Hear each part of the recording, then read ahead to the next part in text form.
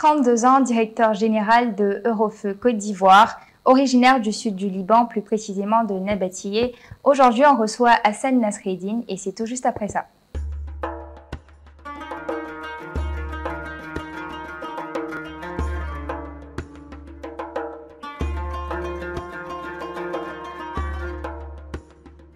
Bonjour Hassan, j'espère que tu vas bien. C'est un plaisir de te recevoir. Merci. Alors, on va rentrer tout de suite dans le vif du sujet en abordant la première question. Tu es originaire du sud du Liban, où tu es né en 1990. Du coup, comment tu te retrouves en Côte d'Ivoire? Alors, je me suis trouvé en Côte d'Ivoire. D'abord, bonjour et merci beaucoup pour cette belle invitation. Je suis venu quand j'avais 16 ans. C'était l'idée de rendre visite à mon grand frère qui vit ici.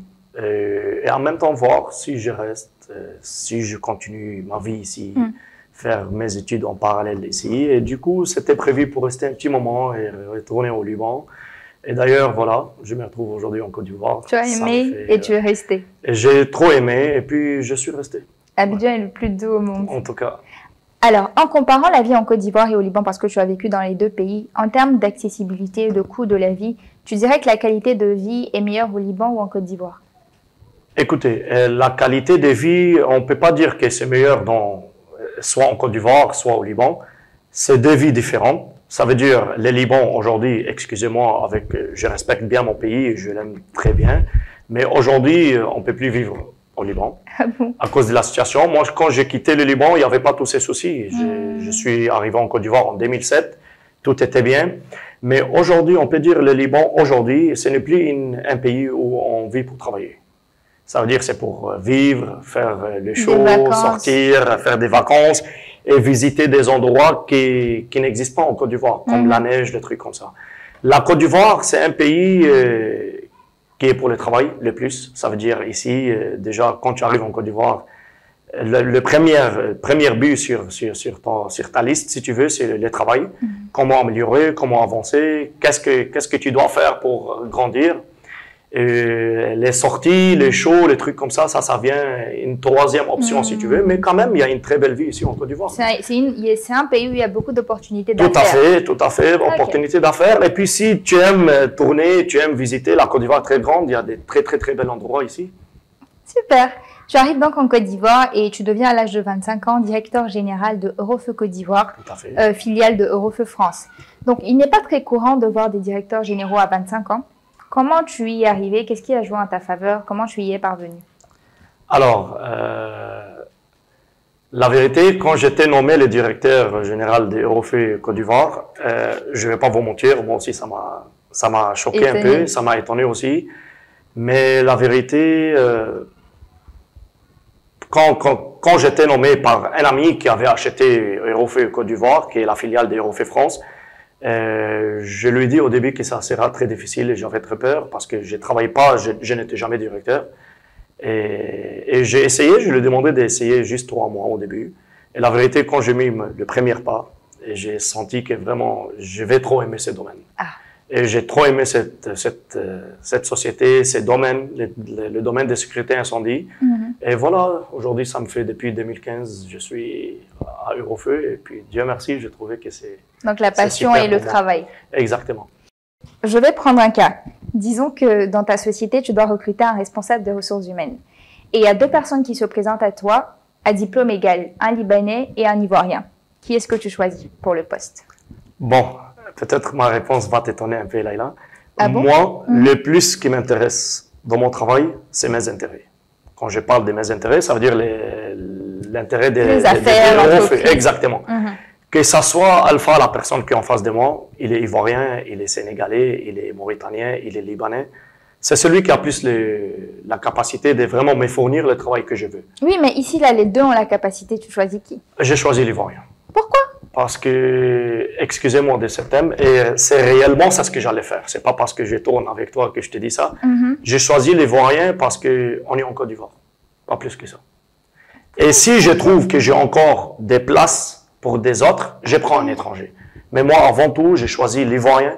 C'est pas parce que je vais lancer les fleurs aux Ivoiriens ou bien les faire comprendre, allez, moi je préfère l'Ivoirien que le Libanais. Non, après tout, Si je trouve l'intérêt d'un frère libanais que je peux l'aider, je vais le faire parce que moi aussi j'étais aidé par un autre Libanais. Bien sûr. Mais aujourd'hui, si j'ai une seule place, je prends l'Ivoirien. Ok. Parce que je suis dans son pays. Ça veut dire le gars, il me permet déjà de travailler dans son pays. Très joli mental. Moi aussi, normalement, je dois le permettre d'avoir une chance dans son propre pays. Si demain, mon entreprise s'agrandir et je peux encore recruter des personnes. Exact, je prends un Libanais en parallèle. Ok, donc je pense que là, la réponse pour le deuxième cas est évidente. Pour le même poste, un Libanais qui n'a pas les compétences, un Ivoirien qui a ce qu'il faut. Non, évidemment. Là, c'est mon intérêt à 100%. Et puis, c'est sûr, l'Ivoirien. Si tu devais qualifier un Libanais en 3 mots, un Libanais, il est comment, de façon générale? Patient, travailleur, et puis, bon, je ne sais pas quoi te dire, mais en tout cas, vraiment, c'est pas parce que je suis Libanais, mais vraiment, on est dur. Aujourd'hui, quand on entend parler, tu es assise au Liban, ou bien ici, tu entends, il y a un Libanais qui a fait une opération en France, qui a réussi, qui est le premier docteur qui fait tel genre, ou bien ces genres des opérations, ça te fait plaisir. Oui. Et ça te fait mal en parallèle parce que pourquoi on n'arrive pas à percer chez nous? Et malheureusement, notre pays, c'est un pays qui est un peu mal placé. Exact, on est mal placé, chacun il va nous tirer vers lui. Et nous, on est au milieu. C'est un tout petit pays. Ce qui m'amène à te demander, est-ce que tu penses qu'un jour, le Liban va réussir à redevenir ce qu'il était auparavant? Le Liban a traversé beaucoup de choses. Il y a eu la crise économique, il y a eu l'inflation, il y a eu les explosions où il y a eu le port, les guerres qui n'en finissent pas. Est-ce que tu penses qu'un jour, le Liban va redevenir ce qu'il était et les gens vont vouloir revenir au Liban? Écoute, comme on dit, après la tempête, c'est toujours le beau temps. Alors, c'est sûr, si tu crois en Dieu, c'est sûr, impossible que tu vois qu'il y a un peuple comme ça et un pays comme ça, et ça va pas aller. C'est quand on veut, on peut.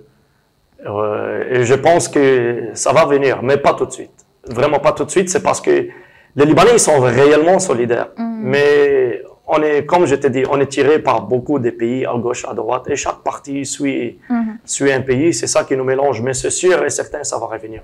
Mais tout de suite, je pense pas. Mais en tout cas. Là, tu parles de solidarité. Aujourd'hui, il y a beaucoup de Libanais qui souffrent au Liban, pendant qu'il y en a d'autres ici qui sont vraiment à l'aise, qui n'ont aucun problème, tout va bien. Est-ce que tu penses qu'il n'y a pas un petit manque de solidarité entre les Libanais qui vivent à l'extérieur et les Libanais qui sont encore au Liban et qui souffrent de toute la situation qui se passe là-bas? Bon, je ne sais pas si on peut dire que... En fait, regardez, si tu remarques, les dernières 2-3 ans qui sont passés, il y a eu beaucoup de Libanais qui sont venus en Côte d'Ivoire. Beaucoup. Et ça, c'est la plus grande preuve que vraiment... Un frère qui est là, il cherche à aider son cousin qui est au Liban. Et les 3/4 aujourd'hui demandent à n'importe quel Libanais qui est en Côte d'Ivoire. Je ne parle pas de ceux qui sont nés ici.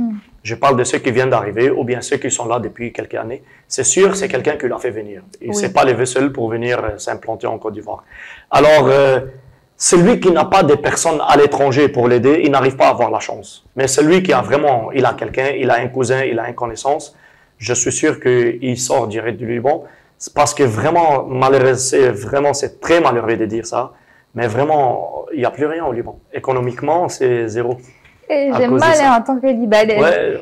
Bref, c'est déjà la fin, on va passer à la dernière question. Ton défi, ça sera simplement de nous décrire ton village qui s'appelle Deir Intar. Voilà. Moi, je suis né à Deir Intar même, et j'ai vraiment une très grande relation avec mon village. Moi, je n'aime pas le Liban comme j'aime mon village, la vérité. Et d'ailleurs, quand je vais au Liban, je rentre 2 fois souvent, ou bien 3 fois par année, pour voir la famille, et je reste réellement au village, je ne bouge pas. Selon moi, mon village est le plus beau village au monde, la vérité. Selon moi. Et c'est comment? Qu'est-ce qu'il y a là-bas? Écoutez, c'est un simple village. C'est un village de petites maisons, c'est la vie à la simple, des petits supermarchés. Il n'y a rien d'extraordinaire, je ne te mens pas, mais j'aime en fait. Tu as une relation particulière. Exact, oui, et la vérité, ça n'a rien à voir. Quand je rentre au Liban, quand j'arrive au Liban, quand j'arrive à l'aéroport, je n'ai pas les mêmes sentiments comme je rentre à mon village. En fait, quand j'arrive au village, c'est fini. Je sens que je suis venu et c'est mon origine. C'est ici que j'ai commencé, c'est mon début, j'ai tous mes souvenirs là-bas. Alors, je pense que c'est tout à fait normal que vraiment on aime notre village. En tout cas, merci beaucoup Hassan pour ce beau partage d'expérience et de vécu. J'ai beaucoup apprécié l'entretien avec toi.